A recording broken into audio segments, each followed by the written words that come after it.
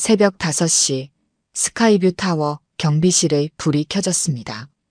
김만섭은 낡은 점퍼를 여미고 의자에 앉았습니다. 30층짜리 프리미엄 오피스텔의 야간 경비가 그의 일이었습니다. 책상 위에는 편의점 도시락이 식어가고 있었습니다. CCTV 모니터 불빛이 만섭의 피곤한 얼굴을 비췄습니다. 73세의 나이가 무색하게 그는 꼿꼿한 자세로 모니터를 응시했습니다. 새벽 시간 건물은 조용하기만 했습니다. 가끔 택배 기사들이 물건을 놓고 가거나 야근한 직원들이 피곤한 발걸음을 옮기는 정도였습니다. 작은 수첩에 야간 순찰 일지를 적었습니다. 지하 3층 주차장의 깜빡이는 형광등, 15층 공용 화장실의 누수, 25층 비상구 센서 불량. 다른 경비원들은 대충 넘기는 일이지만 만섭은 이런 사소한 것들까지 꼼꼼히 기록했습니다. 이야기를 계속하기 전에 구독과 좋아요 꾹 눌러주시고 매일 배달되는 사연 들어보세요. 알림 설정까지 해두시면 이야기가 올라오자마자 들으실 수 있답니다. 여러분들의 응원은 사연 제작에 정말 큰 힘이 됩니다. 건물이 조금씩 깨어나는 아침 7시, 출근하는 사람들의 발걸음이 분주해졌습니다. 만섭은 매일 아침 이 시간이면 로비 중앙에서 입주민들에게 인사를 건넸습니다. 대부분은 그저 지나칠 뿐이었습니다. 간혹 고개를 끄덕이는 이들도 있었지만 그마저도 형식적인 인사에 지나지 않았습니다. 비켜보세요. 차가운 목소리와 함께 화려한 원피스 차림의 여성이 로비를 가로질렀습니다. 1502호 정유진은 고급 백화점 VIP 매니저였습니다. 그녀의 하이힐이 대리석 바닥을 울렸습니다. 까만 선글라스 아래로 붉은 입술이 불만스럽게 일그러졌습니다. 경비원님, 내 택배는요? 아직 도착하지 않았습니다. 이 건물 경비들은 왜 이 모양인지. 지난달에도 이러더니 관리사무소에 전화해봐야겠네요. 정유진은 코웃음을 치며 휴대폰을 꺼냈습니다. 그녀 때문에 지난달 김경비는 결국 그만두었습니다. 택배를 제때 전달하지 않았다는 이유로 관리사무소에 민원을 넣고 결국 해고까지 이르게 했습니다. 입주민들은 그녀를 피해 살짝 비켜섰습니다. 청소 담당 이명숙이 커피를 건네며 한숨을 쉬었습니다. 이제 만섭 씨만 남으셨네요. 다들 견디다 못해 그만두시고 만섭은 묵묵히 자신의 일을 계속했습니다. 분리수거장 정리, 주차장 순찰, 택배 분류까지. 그의 움직임은 느렸지만 정확했습니다. 일하는 내내 시선이 책상 위 봉투로 향했습니다. 다음 주면 해외에 사는 아들의 결혼식이었습니다. 오전이 깊어갈수록 건물은 분주해졌습니다. 택배 물량이 늘어나고 방문객들의 출입도 잦아졌습니다. 방문자 등록대장에 이름을 적고 임시 출입증을 발급하고 CCTV로 각 층의 상황을 확인하는 일이 반복됐습니다. 정오가 되자 점심을 먹으러 나가는 직원들이 로비를 가득 메웠습니다. 만섭은 도시락을 꺼내 조용히 식사를 시작했습니다. 반찬은 단출했지만 그는 늘 감사한 마음으로 끼니를 해결했습니다. 오후 택배차가 도착했습니다. 수십 개의 택배를 분류하던 중 1502호 택배가 눈에 띄었습니다. 프랑스 배송이라 적힌 고급스러운 상자였습니다. 어머, 드디어 왔네요. 하필 그때 정유진이 나타났습니다. 점심시간이 끝나 돌아오는 길이었던 모양입니다. 이걸 왜 이제 주시는 거죠? 아침부터 있었잖아요. 방금 도착했습니다. 또 변명이세요? 어제도 그러더니. 이러니까 여기 경비원들이 자주 바뀌는 거 아니에요? 돈 받고 일하시는 거면 제대로 하셔야죠. 만섭이 해명하려 했지만 정유진은 이미 전화를 걸고 있었습니다. 관리사무소죠? 네, 1502호인데요. 이 경비원님도 지난번처럼 조치 좀 취해주세요. 네, 전에 말씀드린 그분이요. 나이 많으신 분. 주변에 있던 직원들이 불편한 기색을 보이며 자리를 피했습니다.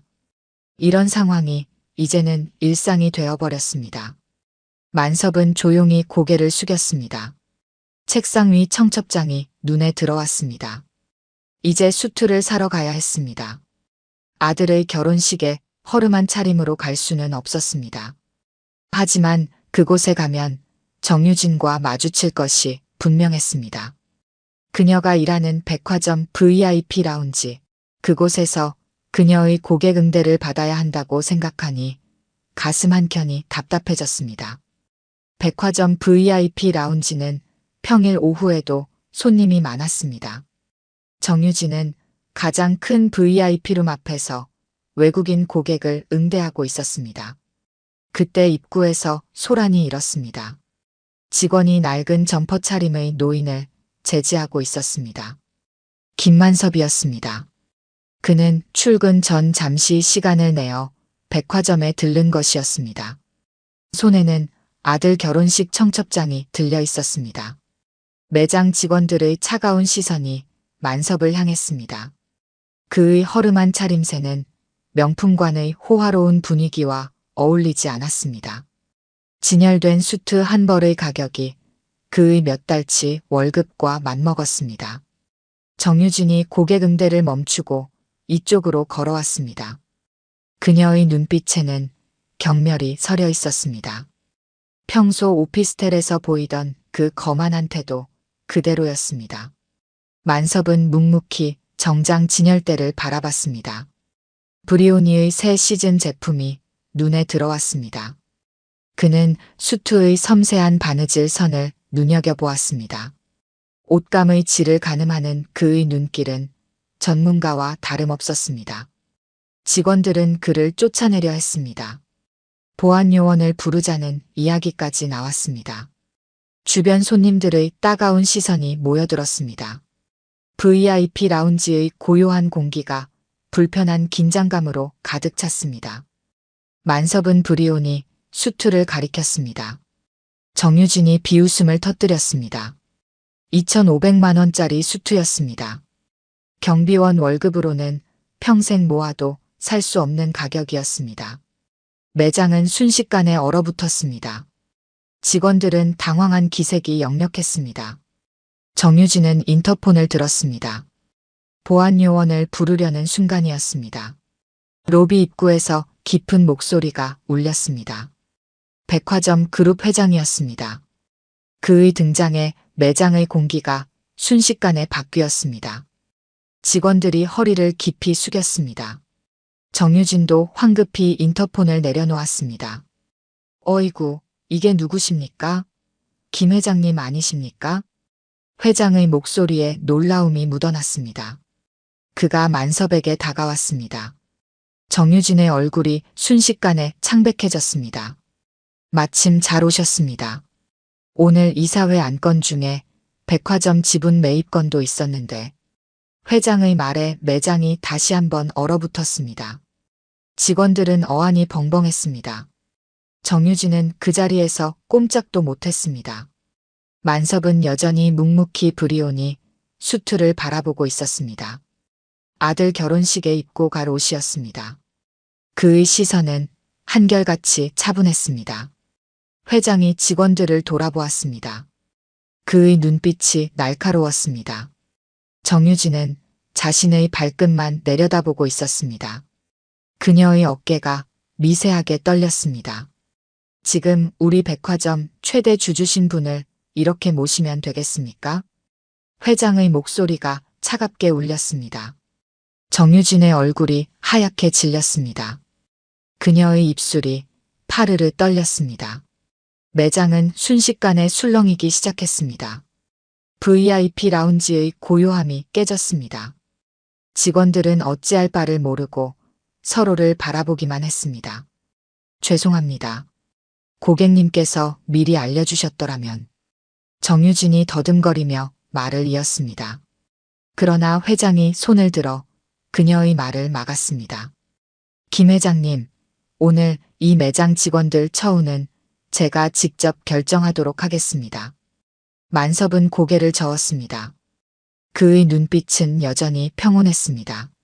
마치 오피스텔 경비실에서 택배를 분류할 때처럼 담담했습니다. 아니요. 괜찮습니다. 저는 그저 아들 결혼식에 입고 갈 수트가 필요할 뿐입니다. 만섭의 목소리는 낮고 차분했습니다. 그의 말에 매장은 다시 한번 정적에 빠졌습니다. 회장은 잠시 그를 바라보다가 고개를 끄덕였습니다. 정유진은 그 자리에 얼어붙은 채로 서 있었습니다. 그녀의 하이힐이 덜덜 떨리고 있었습니다. 오피스텔에서 그토록 무시하던 경비원이 알고 보니 백화점 최대 주주였다는 사실이 그녀의 머릿속을 하얗게 비웠습니다. 정유진은 사장실 앞에서 떨고 있었습니다. 오늘 오전 VIP 라운지에서 있었던 일이 순식간에 보고됐습니다. 백화점 최대 주주를 모욕한 일은 순식간에 이사회까지 전해졌습니다. 들어오세요. 차가운 목소리가 울렸습니다. 정유진은 힘없이 문을 열었습니다. 사장실 안에는 임원들이 둘러앉아 있었습니다. 그들의 표정은 일제히 굳어 있었습니다. 인사팀장이 서류 하나를 내밀었습니다. 권고사직서였습니다. 정유진은 눈물을 흘렸습니다. 10년 동안 쌓아온 커리어가 하루아침에 무너지는 순간이었습니다. 그때 노크 소리가 들렸습니다. 김만섭이 들어왔습니다. 하지만 그의 모습은 달랐습니다. 평소의 낡은 점퍼가 아닌 고급스러운 수트 차림이었습니다. 임원들이 일제히 자리에서 일어났습니다. 앉으십시오. 만섭의 목소리는 여전히 부드러웠습니다. 하지만 그 속에 담긴 무게는 달랐습니다. 30년 동안 부동산 재벌의 자리를 지켜온 사업가의 위엄이 느껴졌습니다. 정유진 씨. 만섭이 그녀를 바라봤습니다. 정유진은 고개를 들지 못했습니다. 그동안 그에게 했던 모욕적인 행동들이 주마등처럼 스쳐 지나갔습니다. 사람을 겉모습으로 판단하면 안 됩니다. 만섭의 목소리가 회의실에 울렸습니다. 정유진의 어깨가 떨렸습니다. 그는 인사팀장 앞에 놓인 서류를 집어들었습니다. 권고사직서였습니다. 하지만 기회는 한 번 더 드리겠습니다. 만섭이 서류를 찢었습니다. 찢어진 종이가 휴지통으로 떨어졌습니다. 일주일간 우리 오피스텔 경비실에서 일하세요. 그곳에서 배운 다음 다시 이 자리로 돌아오십시오. 정유진의 눈에서 눈물이 흘렀습니다. 그것은 단순한 징계가 아니었습니다. 그녀에게 주어진 마지막 기회였습니다. 다음 날 아침 스카이뷰 타워 경비실에는 낯선 풍경이 펼쳐졌습니다. 정유진이 경비 제복을 입고 서 있었습니다. 그녀의 하이힐은 사라졌고 단정한 운동화가 그 자리를 대신했습니다. 오늘부터 일주일간 이곳에서 근무하게 된 정유진입니다. 그녀의 목소리에서 지난날의 거만함은 찾아볼 수 없었습니다. 청소부 이명숙이 그녀를 보며 쓴웃음을 지었습니다. 세상이 참 많이 변했다고 생각했습니다. 첫째 날 정유진은 분리수거를 했습니다. 둘째 날에는 주차 관리를, 셋째 날에는 택배 분류를 배웠습니다. 빗자루를 쥐었던 손에 굳은 살이 박혔고 쪼그려 앉아 일하다 보니 다리에 알이 베었습니다. 넷째 날 아침 그녀는 출근하는 입주민들에게 인사를 했습니다. 전에는 무시하던 바로 그 인사였습니다. 이제는 그 인사가 얼마나 소중한 것인지 깨달았습니다. 다섯째 날 그녀는 만섭과 함께 야간 순찰을 돌았습니다. 한밤중에 불 켜진 사무실을 보며 야근하는 직원들의 고단함을 이해했습니다. 주차장 구석에서 잠든 택배기사의 차를 보며 세상의 이면을 보았습니다. 정유진 씨. 일주일이 끝나갈 무렵 만섭이 그녀를 불렀습니다. 이제 돌아가세요. VIP 라운지로. 정유진은 고개를 숙였습니다. 일주일 동안 그녀는 많은 것을 배웠습니다. 사람의 가치는 겉모습이 아닌 마음에 있다는 것을, 모든 일에는 존엄성이 있다는 것을, 그리고 가장 중요한 것은 서로를 존중하는 마음이라는 것을. 감사합니다. 그녀의 눈에서 진심 어린 눈물이 흘렀습니다. 이제 그녀는 돌아갈 것입니다. 하지만 예전의 그녀로 돌아가는 것은 아니었습니다. 일주일간의 경험은 그녀를 완전히 다른 사람으로 만들었습니다. 결혼식장은 화려했습니다. 강남의 특급 호텔 대연회장에는 사업가들과 정재계 인사들이 가득했습니다. 김만섭은 브리온이 수트를 입고 조용히 앉아 있었습니다. 아버님, 축하드립니다. 백화점 회장이 다가와 인사를 건넸습니다. 그의 뒤로 정유진이 서 있었습니다. 이제 그녀는 VIP 고객 총괄 매니저가 되어 있었습니다. 일주일간의 경비 생활은 그녀를 변화시켰고 더 나은 관리자로 만들었습니다. 오셨군요. 만섭은 고개를 끄덕였습니다. 그의 옆자리에는 스카이뷰 타워의 직원들이 앉아 있었습니다. 청소부 이명숙, 관리소장, 다른 경비원들까지. 그들의 표정에는 더 이상 놀라움이 없었습니다. 이미 모든 것이 밝혀졌기 때문이었습니다. 신랑이 입장했습니다. 캐나다 최고의 병원장이 된 아들이었습니다. 하객들 사이에서 웅성거림이 일었습니다.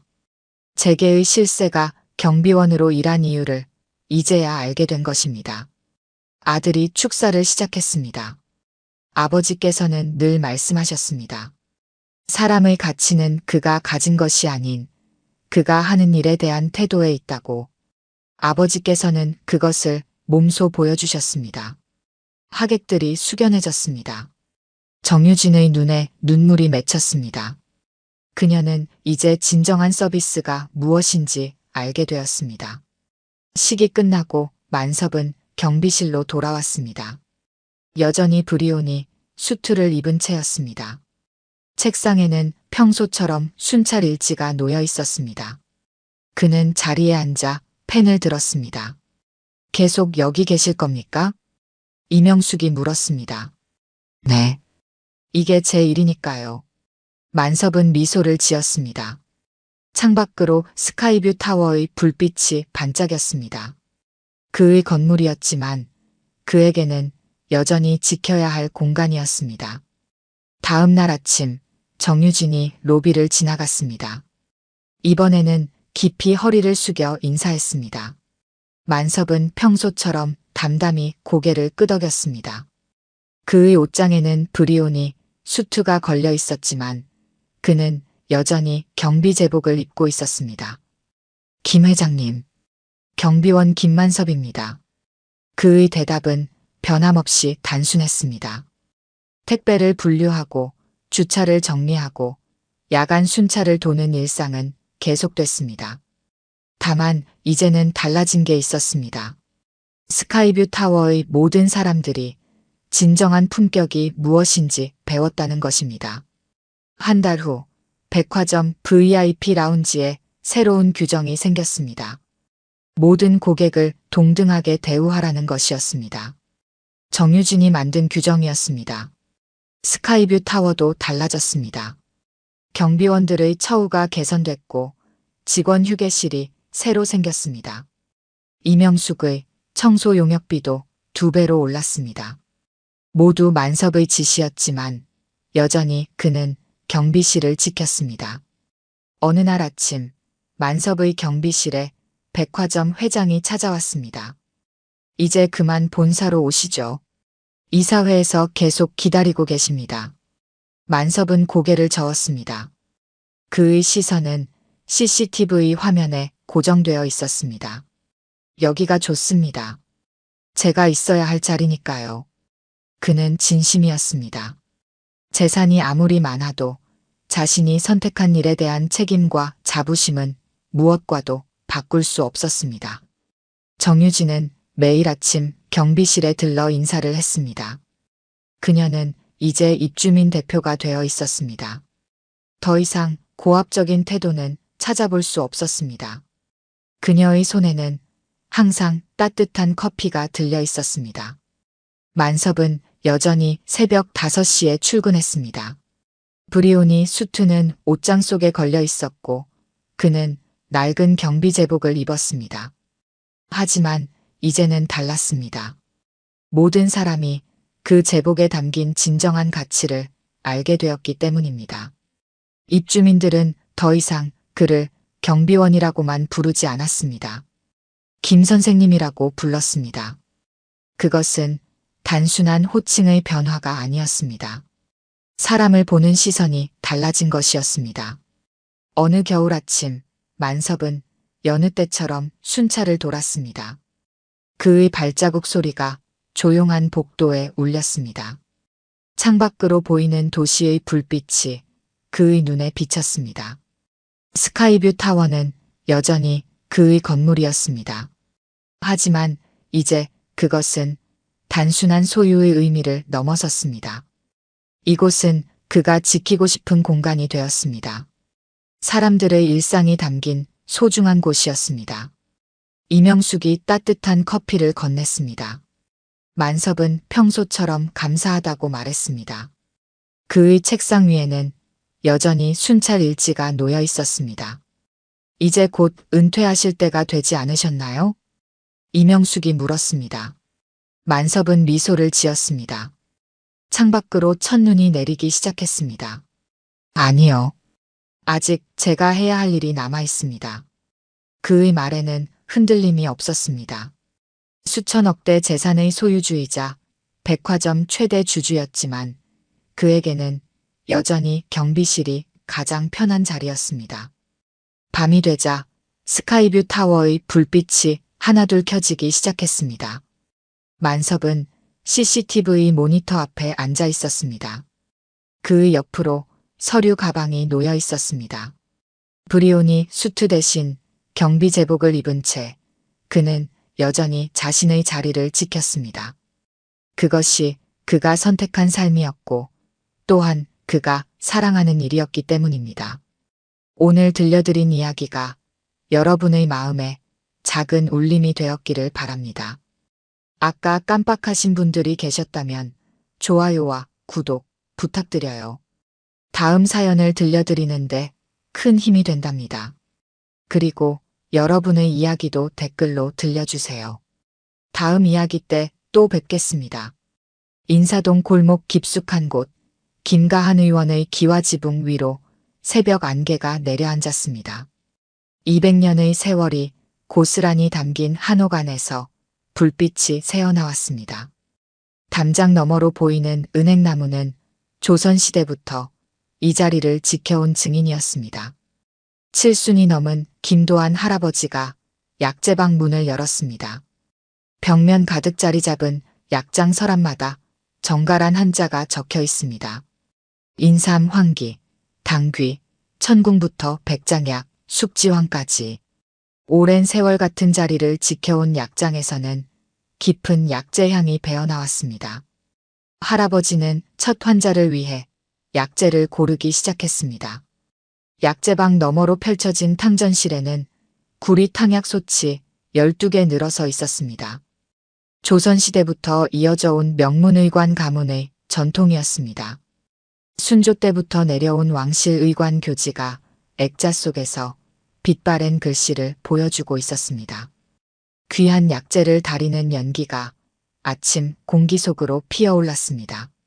할아버지는 약을 다리며 지난 시절을 떠올렸습니다. 일제강점기에 조부께서 독립군의 부상병을 치료하던 일, 한국 전쟁 때는 이곳이 야전병원이 되어 수많은 생명을 살려냈던 기억.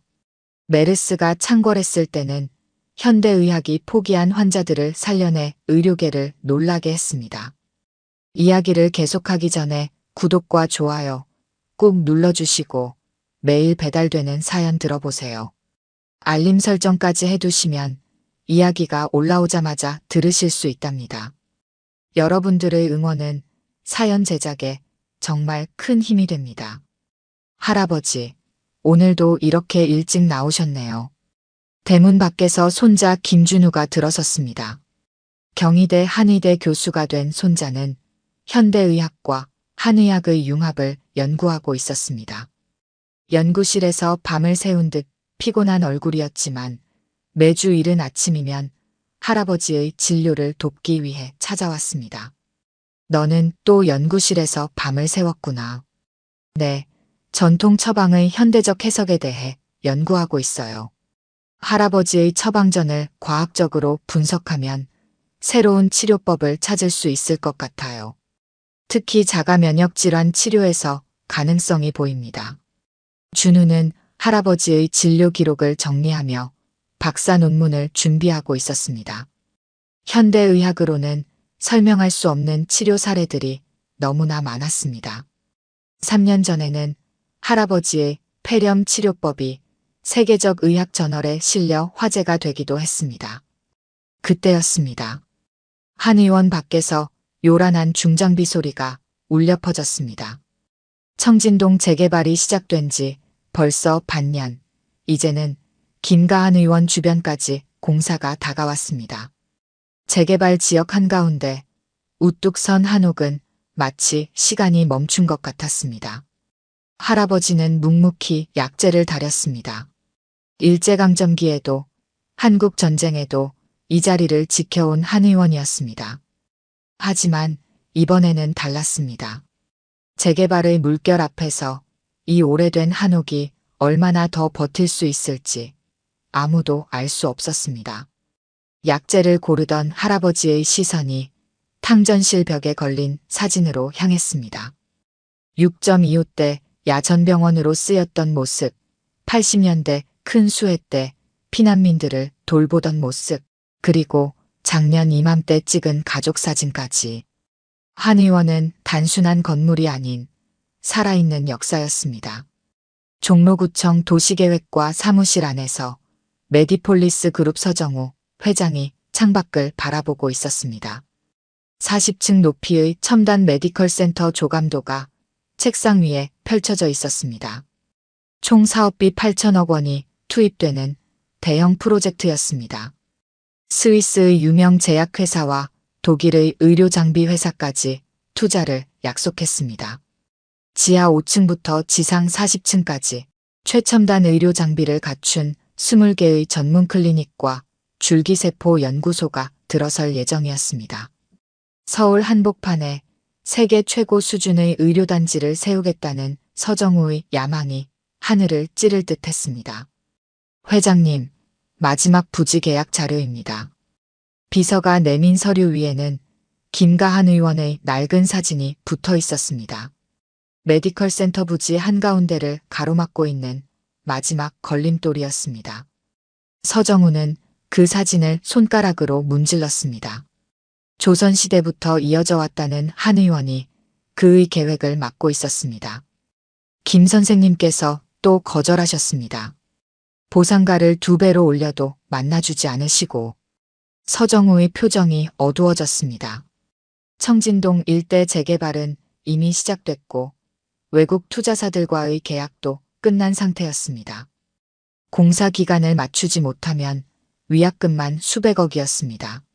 하지만 한옥 한 채가 전체 도면을 망치고 있었습니다. 사무실 문이 열렸습니다. 딸 서민아가 휠체어를 타고 들어왔습니다. 17살 소녀의 얼굴은 창백했습니다. 3년 전부터 시작된 원인 불명의 자가 면역 질환으로 점점 상태가 나빠지고 있었습니다. 독일, 미국, 일본의 유명 병원을 다 돌아다녔지만 병명조차 찾지 못했습니다. 아빠, 이제 집에 가면 안 될까요? 피곤해서. 서정우는 딸의 모습을 바라봤습니다. 3년 전 아내를 잃고 얼마 지나지 않아 미나의 병이 시작됐습니다. 현대의학의 한계를 절감하며 시작한 것이 메디컬 센터 건립이었습니다. 세계 최고의 의료진과 장비를 한자리에 모아 딸의 병을 고치겠다는 일념이었습니다. 회장님, 한 가지 제안이 있습니다. 비서가 조심스럽게 입을 열었습니다. 구청과의 비공식 협의가 있었다는 것이었습니다. 행정대 집행이라는 카드를 만지작거리고 있다는 내용이었습니다. 서정우는 잠시 망설였습니다. 강제 철거는 그가 가장 피하고 싶었던 방법이었습니다. 김도환이라. 내일 한번 직접 만나보죠. 다음 날 아침 김가한 의원 마당에는 낯선 구두 소리가 울렸습니다. 정장 차림의 서정우가 천천히 대문을 밀고 들어왔습니다.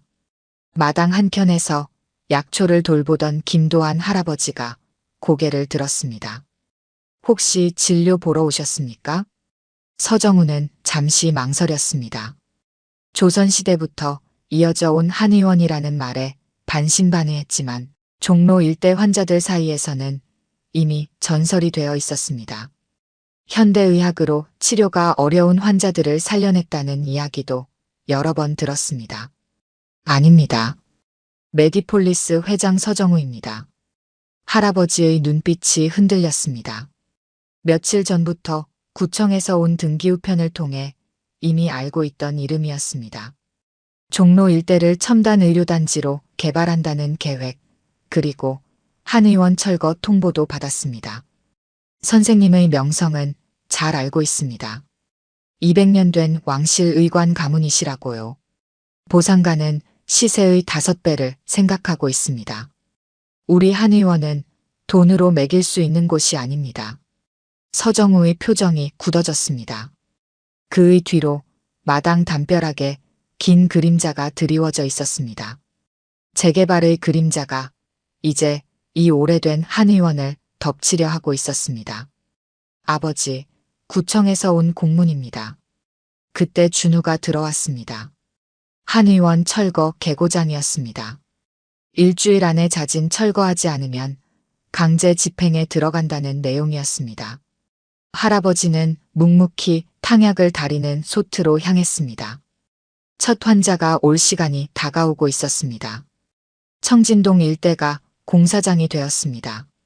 메디컬 센터 신축 현장의 포클레인이 쉴 새 없이 움직였고 먼지 속에서 김가한 의원만이 섬처럼 남아 있었습니다.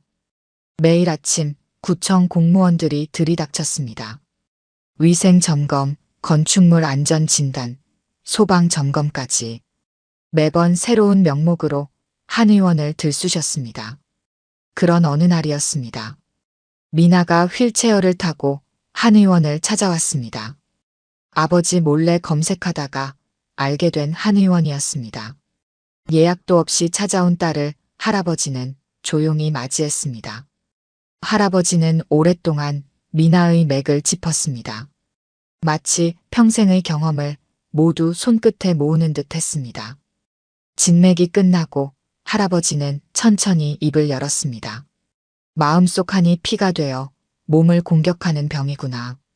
어머니를 잃은 슬픔이 아직도 내 몸 안에서 해결되지 못했어. 미나의 눈에서 눈물이 흘렀습니다. 3년 동안 수십 명의 의사가 내놓지 못한 답을 이 할아버지는 맥만 짚고도 알아냈습니다. 할아버지는 약재 서랍을 하나둘 열었습니다. 당귀, 천궁, 작약, 그리고 마지막으로 은은한 향이 나는 백자인. 20년 묵은 약재였습니다. 할아버지는 약재를 고르며 말했습니다. 약은 한 달이 걸릴 거다. 매일 아침 이 시간에 와서 먹어야 해. 그날부터 미나는 매일 아침 일찍 한의원을 찾았습니다. 휠체어를 밀고 오는 길이 힘들었지만 하루도 빠지지 않았습니다. 열흘이 지나자 처음으로 다리에 힘이 돌아왔습니다. 20일이 되자 혼자 걸을 수 있게 되었습니다. 내가 자신의 느낌을 말하고 싶어도 아무도 들어주지 않았어요. 현대의학은 수치로만 저를 판단했죠. 하지만 할아버지는 달랐어요. 제 마음까지 보셨어요. 미나의 일기장에는 매일 변화가 기록되었습니다. 몸이 따뜻해지고 발끝부터 차오르는 기운, 그리고 마음속 응어리가 녹아내리는 느낌까지. 할아버지는 그런 미나를 조용히 지켜보며 약을 지었습니다. 하지만 구청의 압박은 더욱 거세졌습니다. 매일 공무원들이 들이닥쳤고 공사장의 소음과 먼지는 점점 심해졌습니다. 어느 날은 공사장 크레인이 실수로 한 의원 담장을 무너뜨리기도 했습니다. 준우는 밤낮으로 뛰어다녔습니다. 문화재청에 한 의원의 가치를 설명하고 법원에 공사중지 가처분 신청을 내고 언론사에 할아버지의 의술을 알렸습니다. 현대의학으로는 설명할 수 없는 치료 사례들을 논문으로 정리했습니다. 이건 단순한 한옥이 아닙니다. 200년간 이어진 살아있는 의술이에요. 할아버지의 처방전은 현대의학이 풀지 못한 수수께끼를 풀 수 있는 열쇠입니다. 그러던 어느 날 서정우가 한 의원을 다시 찾아왔습니다. 이번에는 혼자였습니다. 딸이 매일 아침 이곳을 찾는다는 사실을 알게 된 것이었습니다. 서정우는 처음으로 진료실에 들어가 할아버지 앞에 앉았습니다. 그의 손이 떨리고 있었습니다. 메디컬 센터는 그의 야망이자 아픈 딸을 살리기 위한 마지막 희망이었습니다. 하지만 정작 딸은 이 낡은 한의원에서 생기를 되찾고 있었습니다. 선생님, 저는 지금까지 의술이라는 게 첨단 장비와 최신 기술이라고만 생각했습니다. 하지만 제 딸을 보면서 깨달았습니다. 제가 잘못 생각했던 거죠. 할아버지는 말없이 서정우의 맥을 짚었습니다. 딸의 병을 고치겠다는 집착이 그의 심장을 짓누르고 있었습니다. 마치 자신의 죄책감을 딸의 병 치료로 씻으려 한 것처럼. 회장님도 아프시군요.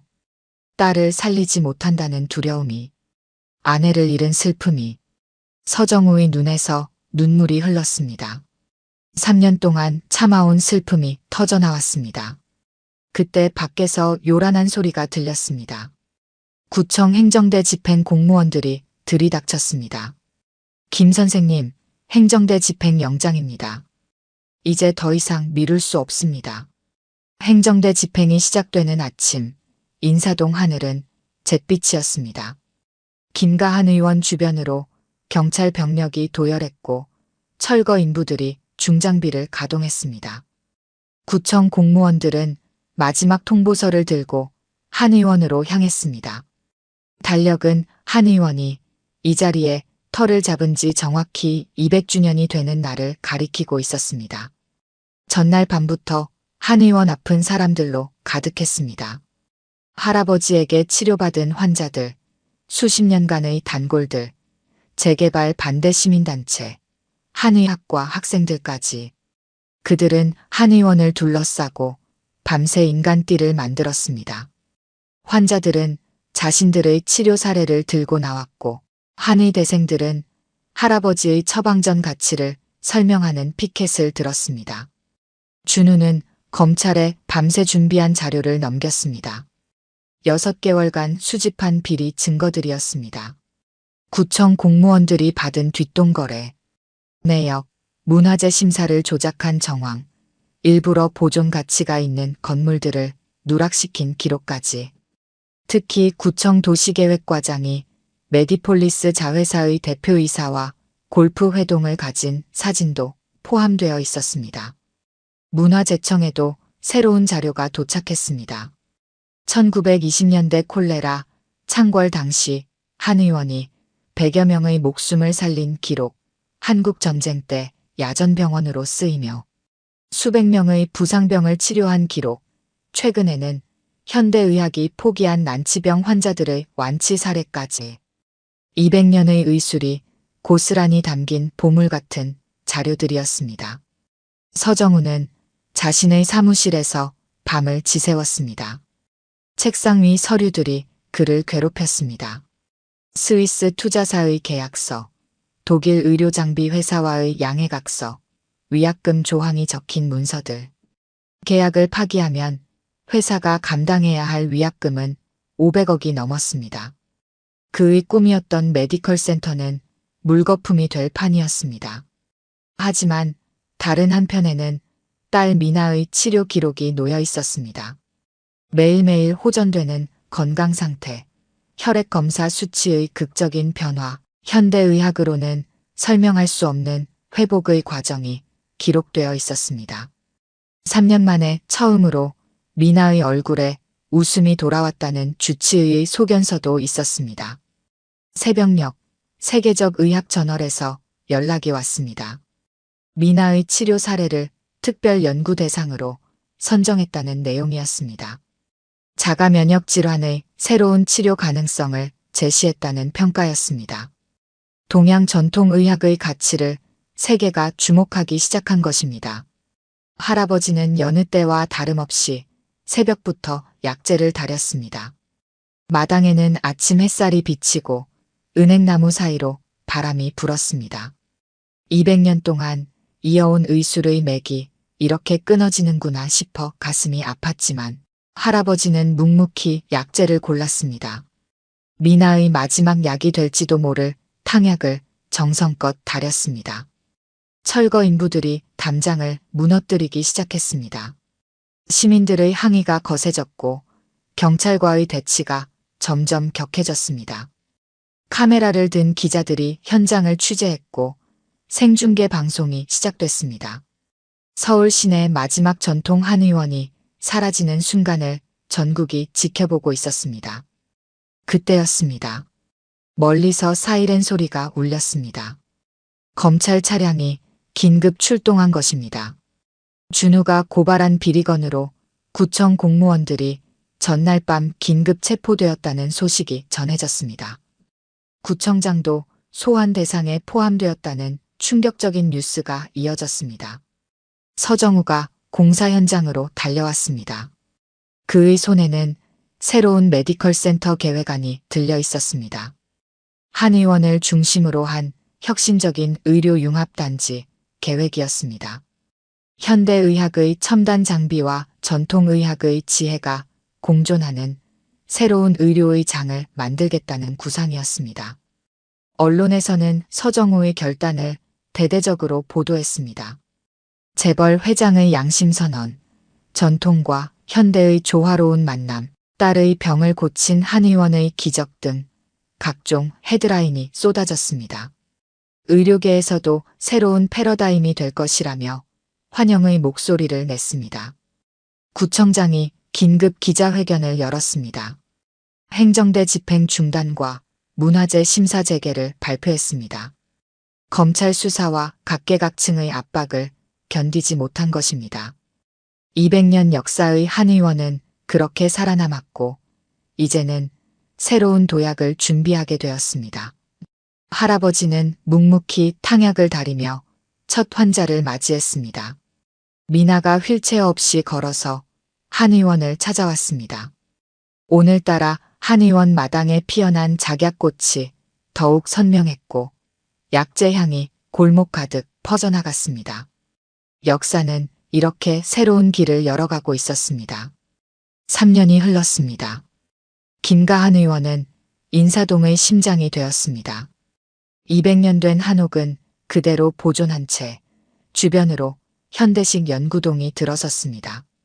동서의학융합연구소라는 새 간판이 걸렸지만 할아버지는 여전히 새벽마다 약재를 고르고 탕약을 다립니다. 서정우의 선택은 의료계에 큰 파장을 불러일으켰습니다. 8천억대 메디컬 센터 계획을 전면 수정한 것은 재계에도 충격이었습니다.